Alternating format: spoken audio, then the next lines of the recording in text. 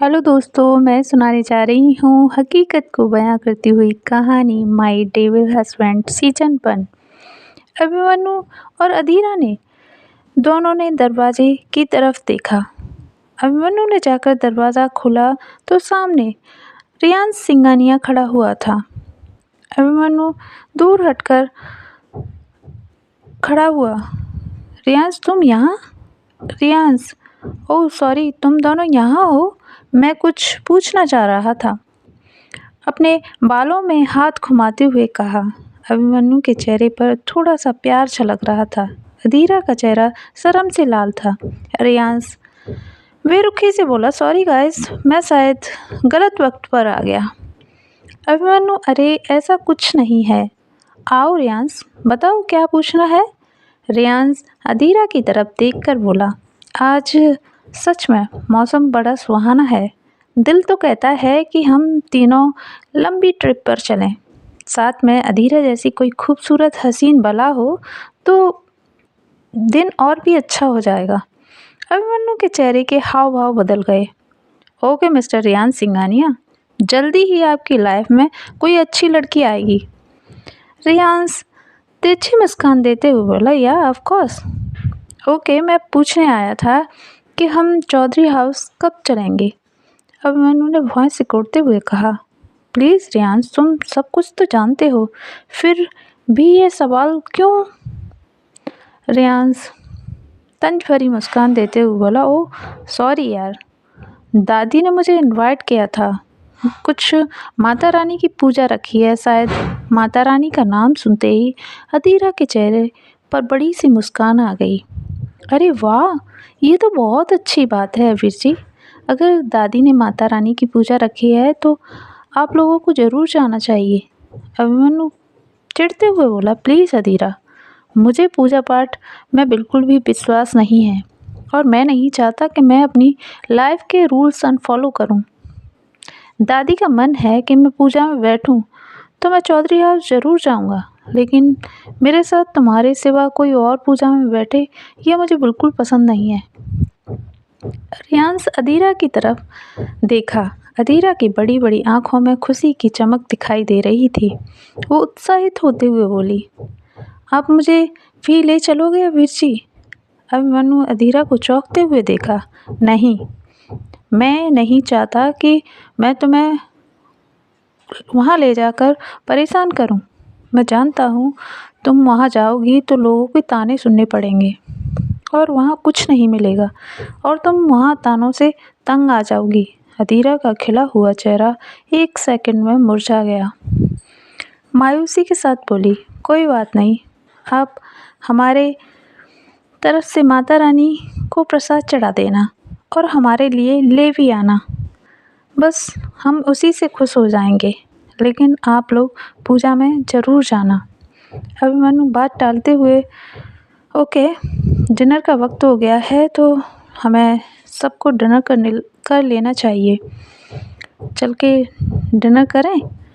अधीरा couch पर बैठ गई। आप लोग जाइए, हमें बिल्कुल भी भूख नहीं है। अभिमन्यु थोड़ी बेरुखी से बोला, ओके, कहते हुए आगे बढ़ा। अधीरा हैरान होकर अभिमन्यु की तरफ देखी। सच में अभीर जी को हमारी बिल्कुल भी फिक्र नहीं है। रियांश, सॉरी यार, तुम्हारा दिल दुखाने का मेरा कोई भी इरादा नहीं था। अभिमन्यु के कदमों से कदम मिलाकर चलने लगा। अभिमन्यु तेजी से डग फड़ते हुए डाइनिंग रूम में डाइनिंग टेबल पर आ पहुंचा। शीतल जल्दी से खाना परोसने लगी। रियांश और अभिमन्यु खाना शुरू कर दिए थे। शीतल ऊपर की ओर देखने लगी, फिर धीरे से बोली, सर, मैम साहब डिनर नहीं करेंगी क्या। अभिमन्यु ने आंखें निकालकर शीतल की ओर देखा। शीतल सबकपाते हुए बोली, सॉरी सर, ऐसे ही पूछ लिया। रियांश की शैतानी दिमाग में अधीरा के ख्याल चल रहे थे।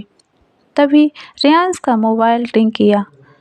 रियांश मोबाइल की तरफ देखा और कॉल डिस्कनेक्ट किया। दोनों फिर खाना खाने लगे। तभी फिर से रियांश का मोबाइल रिंग किया। अभिमन्यु कॉल रिसीव कर लो ना यार, शायद किसी का इम्पोर्टेंट कॉल हो। रियांश, उफ कोई नहीं, अननोन नंबर है, बाद में देखता हूँ, पहले डिनर कर लेता हूँ। और तुम्हें तो अच्छी तरह से पता है मुझे खाना खाने के बीच में बोलने की आदत नहीं है। जल्दी से खाना खाने लगा। वहीं पीछे से आकर अधीरा अपनी प्लेट उठाई तो रियांश ने अधीरा को देखकर अचार पास करने के लिए कहा। अधीरा अभिमन्यु की तरफ देखती हुई रियांश को अचार पास की। रियांश सिंघानिया का दिमाग सटक गया। अभिमन्यु अधीरा को बड़े गौर से देख रहा था। तुम ठीक हो अधीरा? अधीरा खिलखिलाकर हंस पड़ी। आप ऐसे क्यों पूछ रहे हैं वीर जी? वो ये सब तो हम जानबूझकर कर रहे थे और हमें बहुत जोरों की भूख लगी है। रियांश सिंघानिया को बताना चाहती थी कि वो सिर्फ और सिर्फ अभिमन्यु को प्यार करती है। रियांश डिनर के बीच में उठकर खड़ा हुआ। सॉरी गाइस, आप लोग कीजिए, मेरा हो गया। और वैसे भी मैं सफ़र करके आया हूँ तो ज़्यादा हैवी खाने का बिल्कुल मन नहीं है।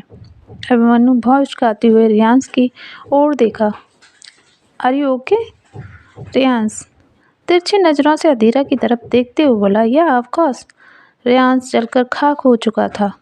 अपने रूम में चला गया। अधीरा अभिमन्यु के साथ खुशी से डिनर करने लगी। वहीं रियांश गुस्से से अपना मोबाइल बिस्तर पर फेंका और अधीरा आराम से बैठकर अभिमन्यु के साथ डिनर कर रही थी। दोनों ने डिनर किया, फिर दोनों रूम की तरफ आए। अभिमन्यु अधीरा से बोला, अधीरा मेरे रूम में रियांश सो रहा है, तुम इस रूम में सो जाओ प्लीज़, आज एडजस्ट करोगी क्या? अधीरा भोली सी सूरत बनाते हुए बोली, आप ये क्या बोल रहे हैं अवीर जी? हमें एडजस्ट करने की बहुत अच्छी तरह आदत है और हम बहुत आराम से सो सकते हैं इस रूम में, आप बिल्कुल भी फिक्र मत कीजिए। अभिमन्यु कहते हुए चला गया। अधीरा अपने रूम में आकर बिस्तर पर लेट गई। रात के 1 बजे अधीरा के गले में अचानक दर्द होने लगा। सोते में अधीरा की आंख खुल गई। उठकर रिमोट से लाइट ऑन की, फिर उसे ध्यान आया कि उसने आज ऐसा क्या खाया था जो उसके गले में इतनी तेज़ दर्द हो रहा है। उसी पल उसे याद आया कि उसने आज अचार खाया था। ओह माय गॉड, अचार से तो हमें बहुत एलर्जी है, लेकिन अब रात में क्या करें? हाँ, एक आइडिया है, गर्म पानी करके पीते हैं, शायद थोड़ा सा रिलैक्स मिलेगा। अधीरा उठकर किचन में आई।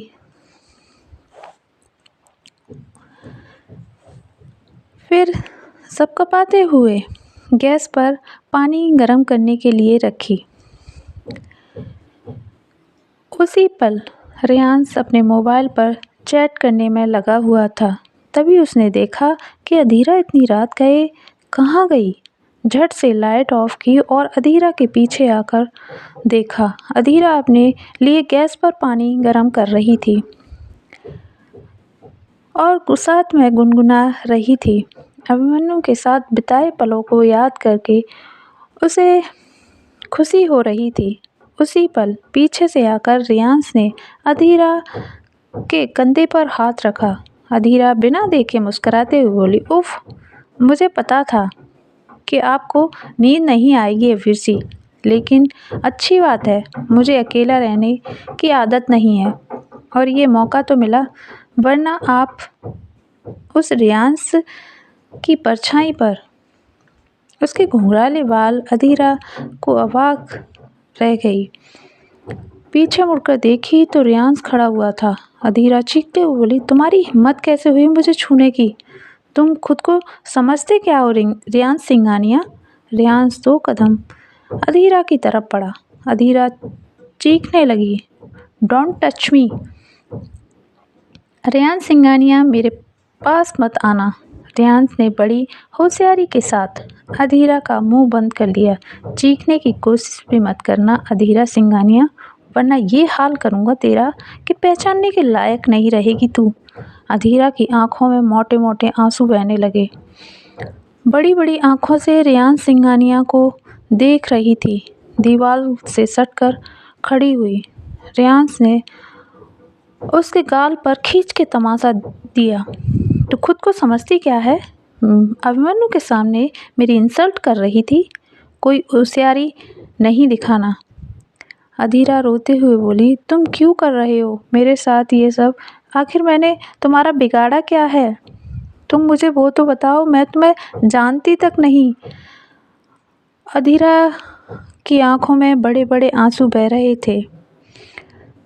उसी पल रेयांश आंखें बड़ी करते हुए बोला, बिल्कुल सही कहा तुमने, पर तुम्हारी सौतेली माँ वो तो सब जानती है।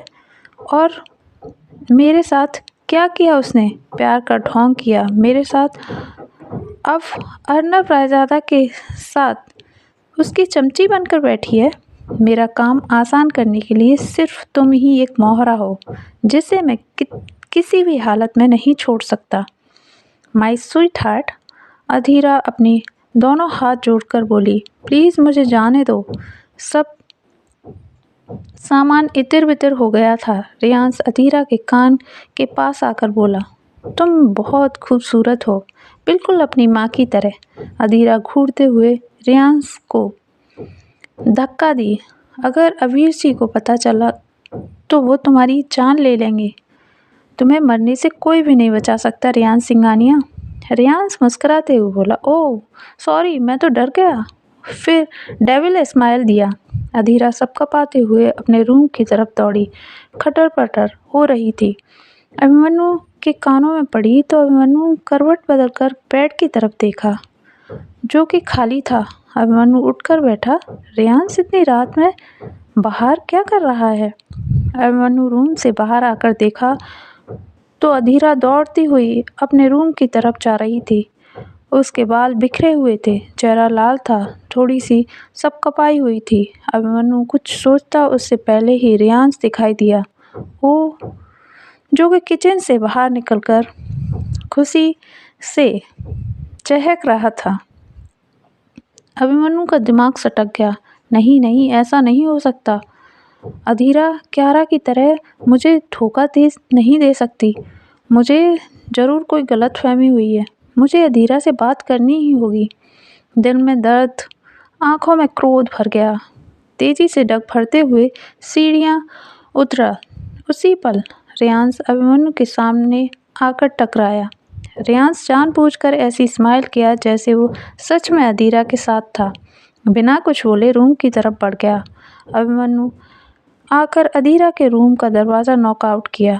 अधीरा जब अभिमन्यु की आवाज़ सुनी तो उसकी आंखें बड़ी हो गईं। फिर सब कपाते हुए दरवाज़ा खोली। काजल, लिपस्टिक सब फैले हुए थे। अभिमन्यु ने अधीरा को कसकर पकड़ते हुए कहा, अधीरा, मुझे तुमसे कुछ पूछना है। तुम्हें पता है मुझे झूठ से सख्त नफरत है। प्लीज़ झूठ बोलने की कोशिश भी मत करना और बिल्कुल भी मत सोचना। अधीरा अपने चेहरे के हाव भाव बदली, झूठी मुस्कुराहट के साथ बोली, क्या हुआ अबीर जी? इतनी रात हो गई और आप अब तक सोए नहीं? हिचकी लेते हुए, उफ, मुझे तो बहुत तेज़ नींद आ रही है। मुझे पता है अबीर जी, आपको मेरी आदत हो गई है शायद। अभिमन्यु अधीरा पकड़ते हुए बोला, प्लीज़ मुझे वो लोग बिल्कुल भी पसंद नहीं है जो बातों को गोल गोल घुमाते हैं। जो पूछ रहा हूँ मुझे उसका जवाब दो अधीरा। किसी और से प्यार करती हो? अधीरा थोड़ा सा ठिठकते हुए हंसने लगी। ओह, आपको इस बात की जलन है? अधीरा मुंह फेर कर खड़ी हो गई। अगर ऐसा होता अबीर जी तो मैं क्यों आपके पास आती? कोशिश भी नहीं करती। अभिमन्यु का गुस्सा सातवें आसमान पर पहुंच गया था। तुम मुझे बेवकूफ़ समझ रही हो? जो मैं अपनी आंखों से देखा वो क्या था अधीरा मैडम? तुम और रेयांश इतनी रात गए किचन में क्या कर रहे थे? अधीरा अकलाते हुए बोली, ये सब आप क्या बोल रहे हैं अबीर जी? मुझे कुछ नहीं समझ आ रहा। अधीरा सब कपाते हुए, सॉरी अबीर जी, मैं बिल्कुल वैसी नहीं हूँ जैसा आप सोच रहे हैं। उसी पल कुछ टूटने की आवाज़ आई। अगर ये पार्ट आप लोगों को अच्छा लगे तो प्लीज़ लाइक कीजिए, कमेंट कीजिए, चैनल को सब्सक्राइब कीजिए। धन्यवाद।